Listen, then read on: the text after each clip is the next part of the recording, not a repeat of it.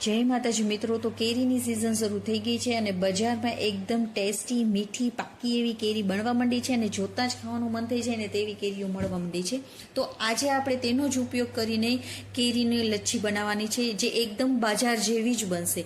તો મેં અહીંયા 2 પાકી મીઠી કેરી લઈ લીધી છે. મીઠી કેરી જ લેવાની, જેથી કરીને તમારી આ લચ્છી એકદમ સરસ બનશે.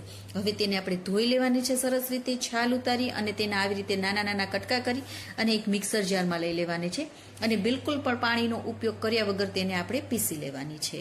હવે તેને થોડી વાર સાઈડમાં રાખી દઈશું. એક ખાંડળી લઈ લેવાની છે, તેમાં મેં કેસરના થોડા તાંતણા નાખી દીધા છે.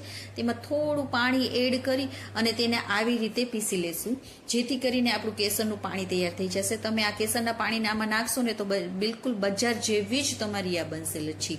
તો આવી રીતે તમે કરશો ને તો બિલકુલ પણ તમારે કલાકો સુધી કેસરને પલાળવાની જરૂર નહીં પડે. તો આપણું કેસરનું પાણી તૈયાર થઈ ગયું છે. એકદમ સરસ સુગંધ આવે છે જ્યારે હું પીસતી હતી ને ત્યારે જ.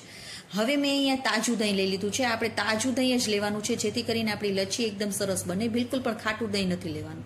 ઉપર જે મલાઈ જામી જાય છે ને તે મેં લઈ લીધી છે. જો તમે મલાઈ વગરનું દહીં મેળવતા હોય ને તો તમારે દૂધ ઉપર જે મલાઈ જામી જાય છે ને તે પણ તમે લઈ શકો. આ મલાઈને આપણે થોડી વાર ફ્રીજમાં રાખી દઈશું.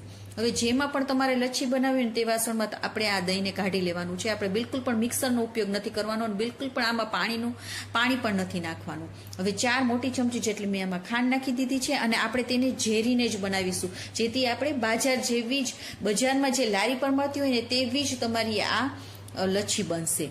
તો તેને આવી રીતે એકદમ સરસ રીતે ઝેરી લેવાની છે.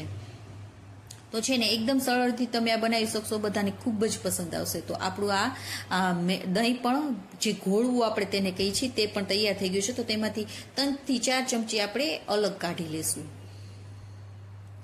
હવે આમાં જે આપણે મેંગોનો પલ્પ કરેલો છે ને, મેંગો આપણે જે પીસેલો છે ને, કેરી જે પીસેલી છે ને તેને આપણે નાખી દઈશું. થોડી કેરી આપણે રેવા દઈશું અને સાથે આપણે જે કેસરનું પાણી કરેલું છે તેને પણ આપણે નાખી દઈશું. અને ફરીથી આપણે એક રસ કરી લેવાનું છે, ઝેરી લેવાનું છે. તો આપણી આ લચ્છી એકદમ સરસ એવી તૈયાર થઈ ગઈ છે ને એકદમ સરળ રીતથી તમે આ બનાવી શકશો. એકદમ સરળ રીતે આપણે એને એક રસ કરી લેવાની છે.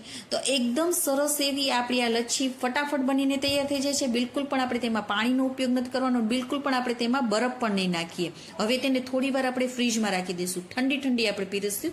આપણે આમાં બરફનો ઉપયોગ બિલકુલ નથી કરવાનો.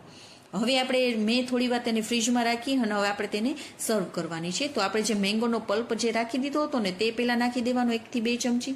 પછી આપણે જે મીઠું ઘોળવું જે આપણે તૈયાર કરીને રાખેલું હતું ને તે નાખી દઈશું અને પછી આપણે આમાં લચ્છી નાખી દઈશું. હવે ઉપરથી જે આપણે મલાઈને આપણે જે કાઢી લીધી હતી ને અને તેને મેં થોડી વાર ફ્રીજમાં રાખી દીધી હતી, તો તે ઉપરથી મલાઈને પણ નાખી દઈશું. તો એકદમ લારી પર મળે, જે હોટલમાં તમે જે લચ્છી ખાતા હોય ને તેવી જ આ તમારી લચ્છી બનશે. બધાને ખૂબ જ પસંદ આવશે અને એકદમ ઝડપથી તમારી આ બની જાય છે. તો તમે પણ એકવાર જરૂરથી ટ્રાય કરજો. હવે મેં અહીંયા થોડા પિસ્તા અને કાજુને ઝીણા ઝીણા કટ કરી લીધા હતા, તે નાખી દઈશું. તો જુઓ આપણી લચ્છી તૈયાર થઈ ગઈ છે. તો છે ને એકદમ સરળથી તમે બનાવી શકશો. અને હા, જો તમને આ મારી રેસીપી ગમતી હોય ને તો પ્લીઝ લાઇક કરજો. મારી ચેનલમાં નવા હોય ને તો સબસ્ક્રાઈબ પણ કરજો અને તમારા ફેમિલી અને ફ્રેન્ડ્સને શેર પણ કરજો. અને તમને આ મારી રેસીપી કેવી લાગી તે કમેન્ટ કરીને પણ કહેજો. Okay friends, bye. જય માતાજી.